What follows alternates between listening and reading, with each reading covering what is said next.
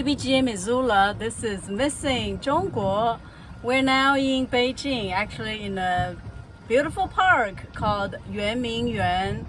And this is a park that used to be used by the emperor, by the royal, and I guess the ministers to enjoy summer and all, do everything, watch the plays and have meals and just enjoy the nature and man-made places, sceneries.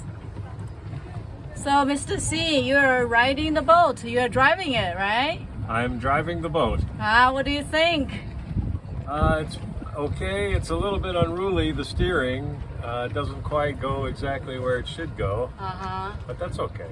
Oh yeah? So how about other transportations? Do you enjoy them as well?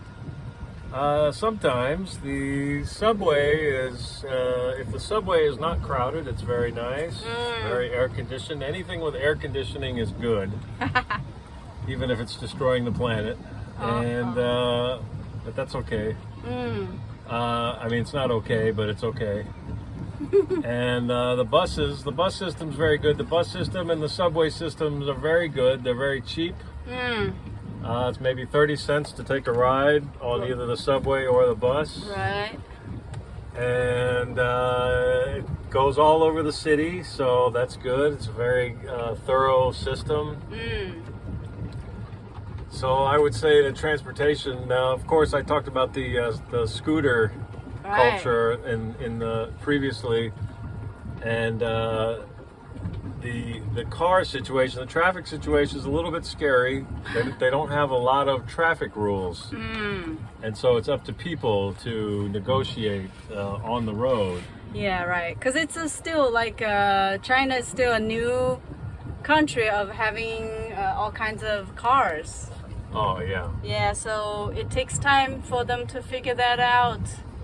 They are starting to realize that we should, cars should yield to pedestrians.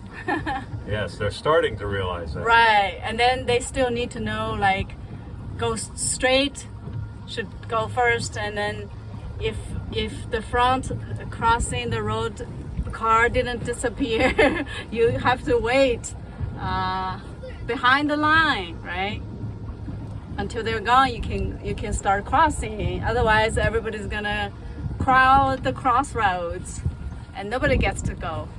Yes. Well, anyway, I would say in Beijing or Shanghai, you almost don't need a car, as far as I can tell.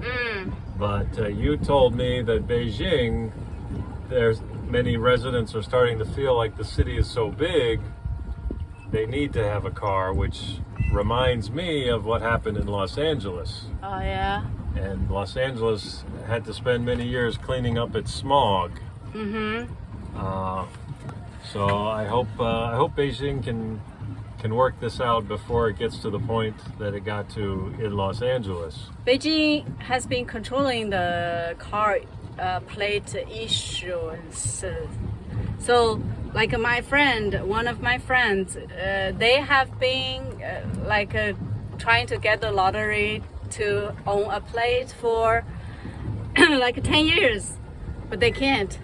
So, only if you draw the lottery and you get to have a plate, can you buy a car. So. Well, that's good.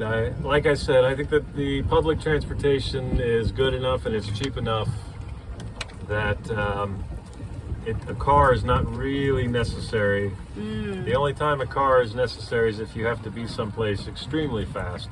And chances are, if you have to be someplace extremely fast, that probably means you need an ambulance, so you won't be driving anyway. Also, actually, probably subway is faster because of the traffic. That's true. The traffic in Beijing is sometimes a little bit outrageous. I know, even on weekends. Yes. Yeah, it's kind of better in Shanghai. Only in rush hours there's traffic, I assume. We'll talk about it later. So long.